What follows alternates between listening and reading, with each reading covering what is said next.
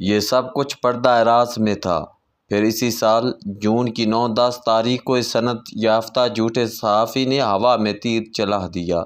خبردار ہوشیار تیار کے نام سے کالم لکھا کہ حکومت سیاست اور معیشت میں ناکام ہے، اسی لیے جولائی سے زوال شروع ہو جائے گا۔ جھوٹے صحافی نے احتیاطاً اور خوف فساد خلق کے تحت یہ درج کرنا بھی مناسب خیال کیا کہ یہ خبر نہیں تجزیہ ہے، مگر اس صحافی کو کوئی احتیاط کام نہ آئی، بلکہ اپنے اور پرائے سب پنجے جھاڑ کر پیچھے پڑ گئے۔ یوٹیوبر بہادر فراری تو ویسے ہی تعصب اور نفرت کا شکار ہیں کہ ہر روز خان کی رہائی کی افواہیں اڑانے والے جھوٹے انہیں عزیز ہیں اور حقیقت پسند انہیں اسٹیبلشمنٹ کے ایجنٹ اور نونی لفافے لگتے ہیں۔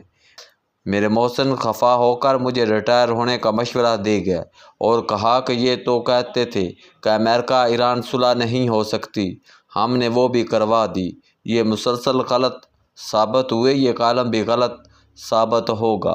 ایک عزیز نے کہا کوئی زوال نہیں، فوج اور نون تو اب اتنے قریب ہیں کہ یہ اتحاد نصاب کا حصہ بن چکا ہے۔ ایک مہربان نے کہا یہ حقائق سے بے خبر ہے، نام بنانے کے لیے ایسی خبریں اڑاتا ہے۔ یہ جھوٹا صحافی دوستوں اور دشمنوں کے تبصروں پر صبر کے گھونٹ پیتا رہا۔ جولائی دور نہیں تھا، اس لیے دیکھنا یہ تھا کہ ہوتا کیا ہے، جھوٹا سچا نکلتا ہے یا باخبر طاقتوروں کا قرب رکھنے والے یا مجھ سے خواہ مخواہ عناد رکھنے والے درست ثابت ہوتے ہیں۔ میں جھوٹا نکلتا تو جھوٹے کی ایک اور مہر لگ جاتی، مگر افسوس الٹ ہو گیا۔ یہ جھوٹا صحافی اپنے دوستوں اور دشمنوں سے شرمندہ ہے کہ اس کا جھوٹ سچ نکلا۔ میری خواہش تو یہی تھی کہ میں مزید جھوٹا ثابت ہوں۔ ملامت بھی رحمت ہوتی ہے۔ میں دشمنوں اور دوستوں سے اپنی اس ناکردہ غلطی کی معافی مانگتا ہوں۔ خدا مجھے متکبر لوگوں کی بجائے جھوٹوں میں رکھے، میرے لیے یہی توشہ آخرت اور شرف انسانی کی ادنیٰ ترین دلیل ہے۔ وفاقی وزیر داخلہ محسن نقوی نے اسلام آباد کنونشن سینٹر میں بم چلایا کہ نظام ناکام ہو چکا ہے کہ اس محفل کے حاضرین میں یہ ناچیز بھی شامل تھا۔ یہ تاجروں کا کوئی عام سا اجلاس نہ تھا، بلکہ ملک بھر سے آئے ہوئے تاجروں کا آج تک کا سب سے بڑا اجتماع تھا، جس میں گوادر سے میاں والی اور پختونخوا کے قبائلی علاقوں سے لے کر سندھ کے شہر دادو تک کے نمائندہ موجود تھے۔ مہمان تاجروں کے لیے ہوٹلوں میں 400 کمرے بک کروائے گئے۔ 1.5 دن تک تاجروں کے رہنما ایس ایم تنویر کے سربراہی میں جو گفتگو ہوتی رہی، اس کا لب لباب یہ تھا کہ ملکی معیشت کو چلاتے تو تاجر ہیں، مگر حکومتی اور ریاستی فیصلوں میں ان کی کوئی نمائندگی نہیں۔ اسی گفتگو کے جواب میں وزیر داخلہ نے وہاں یہ کہہ ڈالا کہ تاجر چھپ چھپ کر الیکشن فنڈنگ کرتے ہیں، سیاست چلتی ہی تاجروں کے پیسے سے ہے۔ انہوں نے تجویز دی کہ تاجروں کو خود سیاست میں متحرک ہو کر اسمبلیوں میں آنا چاہیے تاکہ وہ حکومتی اور ریاستی فیصلہ سازی میں شریک ہو سکیں۔ سابق نگران وفاقی وزیر گور اعجاز اس وقت صنعت کاروں اور تاجروں کے طاقتور ترین گروپ کا نمایاں ترین نام ہے۔ آئی پی پیز کے خلاف ساری مہم کو انہوں نے ہی لیڈ کیا تھا۔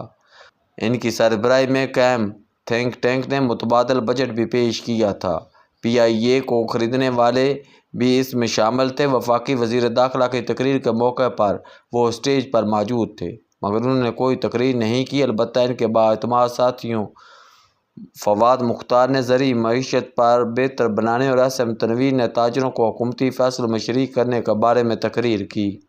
اجلاس میں حیران کن موجودگی انڈیپینڈنٹ گروپ کے سربراہ وکلاء رہنما احسن بون کی تھی۔ چودھری احسن بون مشہور لیجنڈری پنجابی شاعر افضل احسن رنداوا کے داماد ہیں اور شروع ہی سے پیپلز پارٹی سے وابستہ رہے۔ وفاقی وزیر قانون اعظم نذیر تاڑر اور وہ قریبی دوست ہیں۔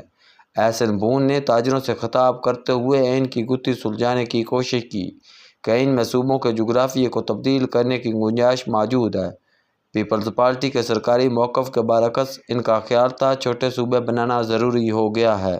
سب سے آخری تقریر وفاقی وزیر داخلہ محسن نقوی کی تھی۔ وہ جب تقریر میں آئے تو ان کے ہاتھ میں اس وقت بھی کاغذ تھے اور پھر تقریر میں بیٹھے بیٹھے وہ مسلسل اپنے نوٹس کی کاٹ چھانٹ میں مصروف رہے۔ جب انہوں نے دھماکے دار تقریر کی تو لگتا تھا کہ انہوں نے اپنی تقریر کے اہم نکات پہلے سے تحریر کر رکھے تھے۔ ان کی تقریر کا بہت کم حصہ برجستہ اور فی البدیہہ تھا، جبکہ تقریر کا بیشتر حصہ پیشگی طے شدہ یعنی پہلے سے سوچا سمجھا تھا۔ انہوں نے نظام کے ناکام ہونے، نئے انتظامی یونٹ یا صوبہ بنانے اور فیلڈ مارشل اور وزیر اعظم کی تعریفیں جذبات میں آ کر نہیں بلکہ ٹھنڈے لہجے اور سوچے سمجھے انداز میں کی۔ یوں لگتا ہے کہ جیسے انہوں نے مقتدرہ کی پیغام رسانی کی۔ میرا اندازہ ہے کہ چونکہ وزیر داخلہ اور وزیر اعظم میں بہت گرم جوش تعلقات ہیں، اس لیے وزیر داخلہ نے جو باتیں تاجروں کے کنونس میں سر عام کی، وہی باتیں وزیر اعظم سے اکیلے میں کر چکے ہوں گے۔ اور چونکہ وزیر داخلہ بے حد احتیاط کے قائل ہیں، پروٹوکول کو کبھی نہیں توڑتے، اس لیے یہ بھی ہو سکتا ہے کہ انہوں نے وزیر اعظم سے انہی باتوں کو سر عام کہنے کی اجازت بھی لے لی ہوگی۔